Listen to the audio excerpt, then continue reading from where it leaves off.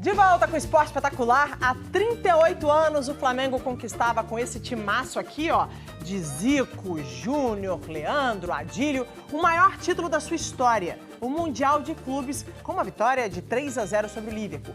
É a final com que todo rubro-negro está sonhando agora no Catar. Pois é, e nós fomos até Liverpool para conversar com ex-jogadores e torcedores ingleses justamente sobre aquela decisão. E falamos também com craques desse Flamengo memorável. Tudo para tentar explicar aquele baile de dezembro de 81. Quem nunca anda sozinho não deveria sentir saudade.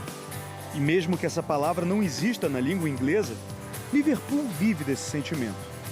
Centenas de milhares de turistas passam por ali a cada ano, trazidos pela paixão por um clube, hoje dominante. No passado, praticamente imbatível. Foi assim por 25 anos.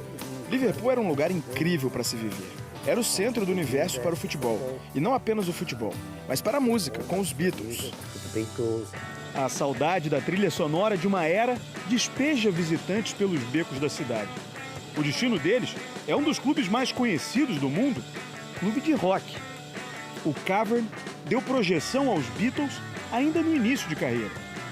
Recebeu lendas da música nesse palco. E ali em volta do bar, algumas do futebol.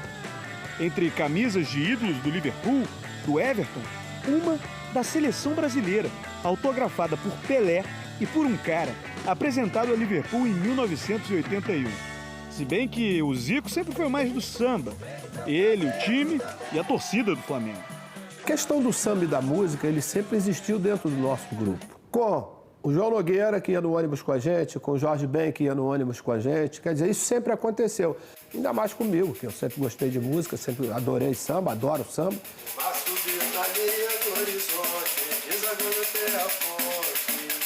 O Maestro Júnior dá o tom de uma história que já dura 38 anos. De um título mundial. De brasileiros contra britânicos. Do samba contra o rock.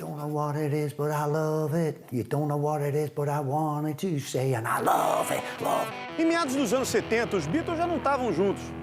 Paul, George, Ringo e John seguiam carreira solo pelo mundo.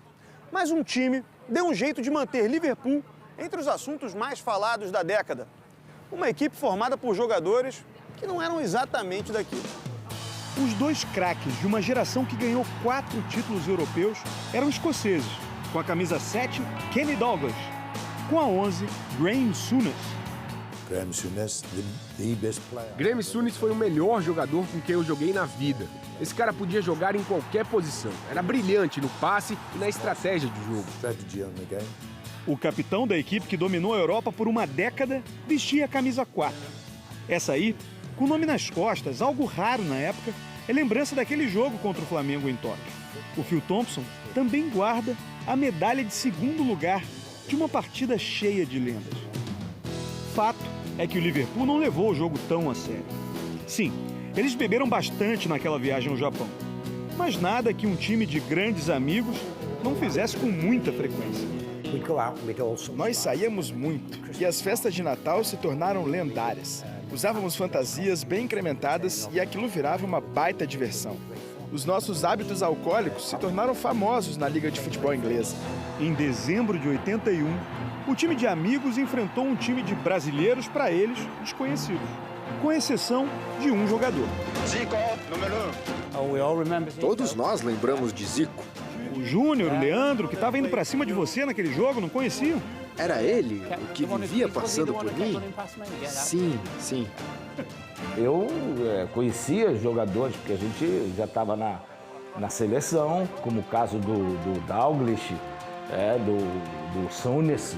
É por cima da cabeça do Phil Thompson que passa o lançamento do Zico para o gol do Nunes. Olha aqui, olha o gol,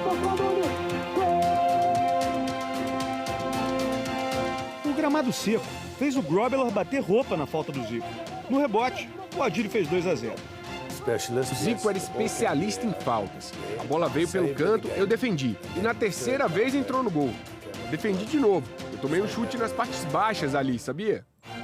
E aos 41 minutos, ainda no primeiro tempo, o Nunes disparou para sacramentar o 3-0 mais importante da história do Flamengo.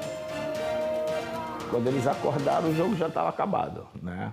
Além da qualidade dos brasileiros, entrou em campo o fator raiva. A gente estava dentro do vestiário aquecendo e eles passaram na porta, olharam e começaram a rir. E o Júnior viu. O Júnior falou, eles estão passando, estão rindo da gente. Na verdade, isso foi uma tática do Júnior para motivar o time. Deixou João Batista Nunes de Oliveira danado e perigoso. E quando eles passaram que olharam, mas um olhar muito mais de espanto do que de menosprezo ou qualquer outro tipo de coisa. Só que a gente usou um pouco isso, né? Ó, tá vendo? Os caras estão rindo da gente. Vamos ver quem é que vai rir no final. Hoje, no mundo inteiro, antes de começar o jogo, todo mundo se reúne ali e tal. Nós fizemos isso antes do jogo. Quando nós fizemos isso, os jogadores do Liverpool ficaram meio... Que história, o que é isso e tal? E aí levaram, não, que eles menosprezaram. Menosprezaram nenhuma, não teve nada disso. Alguém me disse uma vez que o Nunes sempre fala que estávamos rindo por causa do tamanho dos jogadores do Flamengo, porque eram pequenos em relação a gente. Não entendo isso, porque nós nem éramos um time alto. Nós não o subestimamos. Nós sabíamos detalhes. Metade da seleção brasileira estava no Flamengo. O pouco caso do time inglês tinha mais a ver com a competição do que com o Flamengo. Em 1977 e 78, o Liverpool foi campeão europeu e abriu mão de jogar a Copa Intercontinental. Em 81, eles viajaram, mas ainda sem entender a importância daquilo. Eu me lembro bem que acabamos tratando como uma partida amistosa. No dia anterior, fomos jogar golfe. Aí o nosso técnico chega e diz, escutem, eu não quero que ninguém se machuque. Essa é uma Copa de menos importância, só não se machuquem. Porque eu preciso de vocês sábado, quando a gente voltar para casa. O Bob Paisley é provavelmente o treinador mais importante da história do Liverpool. Ele conquistou 20 títulos no comando do time. Naturalmente, os jogadores seguiam cegamente todas as ordens dele. Mas até um mestre do futebol pode cometer erros de avaliação. E na volta de toque, com 3-0 na mala, Mr. Paisley precisou pedir desculpas. A preparação para o jogo foi simplesmente errada. E quando voltamos, o Bob Paisley assumiu a responsabilidade, porque ele não tinha levado a sério. 38 anos depois, o olhar de cada um desses senhores carrega uma ponta de arrependimento por tudo aquilo. Na sua autobiografia, Bruce Grobbelaar fala com tristeza daquela semana, também marcada pela morte do pai. Notícia escondida pelo treinador do Liverpool. Quando ele veio para mim, depois do jogo, e disse que meu pai tinha morrido 2 dias antes, eu perguntei por que ele não tinha me contado antes.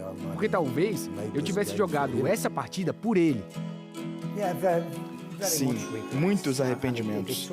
E demorou alguns anos para a gente perceber. O Mundial de Clubes era algo muito novo para os times ingleses. O fato de que fomos horríveis no jogo provavelmente foi nossa própria culpa. Assim, aquele time de festeiros assumidos do Liverpool perdeu a chance de fazer uma farra e tanto. O Flamengo que o diga. Me traz a lembrança exatamente da gente saindo do Estádio Olímpico de Tóquio, o meu amigo Telinho no cavaquinho, Anselmo tocando um tantã sem vergonha, eu tocando pandeiro e a rapaziada toda fazendo carnaval daquilo ali. Samba da Portela, de refrão inesquecível. Dança que tá na roda, vai brincar, dança na boca do ver. E bateria com a potência de centenas de bandas de rock. O samba ganhou do rock. Coisa fantástica. Eu acho que não há nada no mundo que pague isso.